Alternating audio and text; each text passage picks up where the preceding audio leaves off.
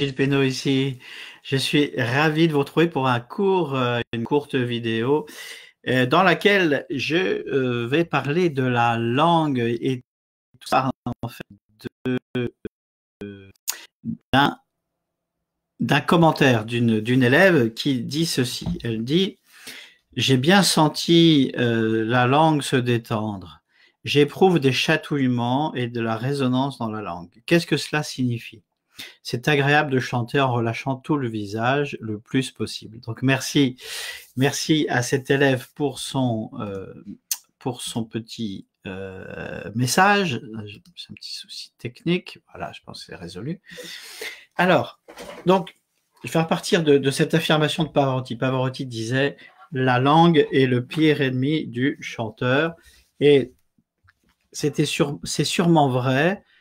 Le fait que ce soit le pire ennemi, c'est sûrement vrai pour les gros bébés bien nés qui ont traversé l'enfance et l'adolescence et qui arrivent jeunes adultes en pleine possession de leur instrument.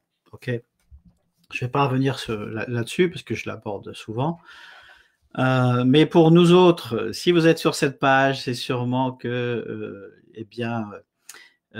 c'est sûrement que oui, vous avez des soucis avec votre voix et que donc vous allez comprendre ce que je dis. Donc, pour nous autres, la langue n'est pas le pire ennemi, mais elle reste une difficulté. Et que se passe-t-il? Alors, en fait, je vais partir directement de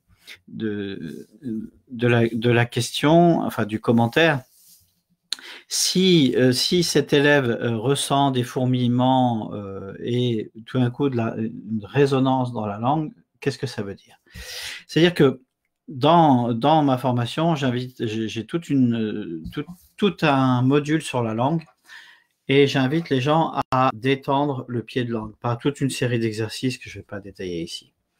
En particulier, un exercice qui consiste à pincer la langue entre les dents. Et même moi, là, je fais ça, je relâche mon pied de langue et vous avez senti que tout d'un coup, il y a quelque chose qui se détend. Notre pied de langue est très très souvent en tension. C'est le bas. Il faut savoir qu'il descend très très bas, hein, puisque le larynx est suspendu, entre autres, est suspendu au pied de langue.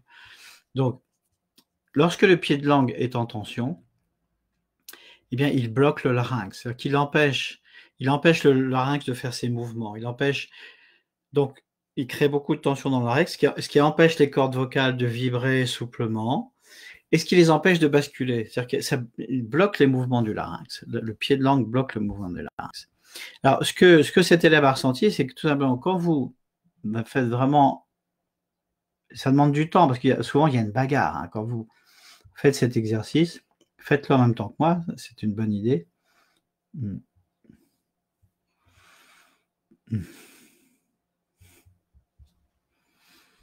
Et vous allez sentir qu'il y a une bagarre, ça ne veut pas lâcher. Et que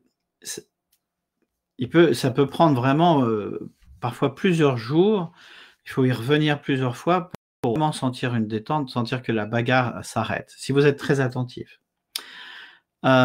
Et quand la bagarre s'arrête, eh bien, vous redonnez à votre larynx et donc à vos cordes vocales la possibilité d'osciller de manière souple.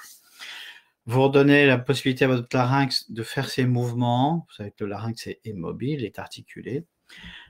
Et donc d'accompagner le mouvement des cordes vocales, particulièrement le passage dans l'aigu. Souvent, le passage dans l'aigu, quand il y a cette difficulté avec le passage, c'est dû, entre autres, à la langue.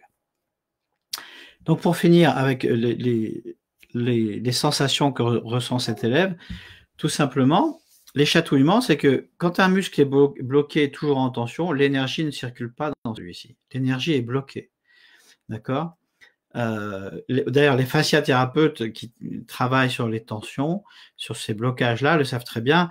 Ils vont, grâce à leur mouvement, ils vont aller détendre cette zone-là. L'information va circuler sous la forme du sang, parce que le sang ne circule plus, ou moins. Le sang recircule, l'information recircule et la guérison intervient. Eh bien, c'est ce que cet élève a senti.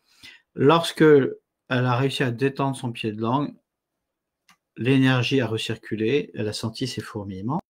Quant aux vibrations, c'est normal, puisque, encore une fois, quand vous détendez le pied de langue, vous détendez votre larynx, vos cordes vocales vibrent beaucoup plus souplement, et donc produisent une vibration plus ample, plus forte et plus détendue. Voilà. C'était, je crois, important de parler de cette langue.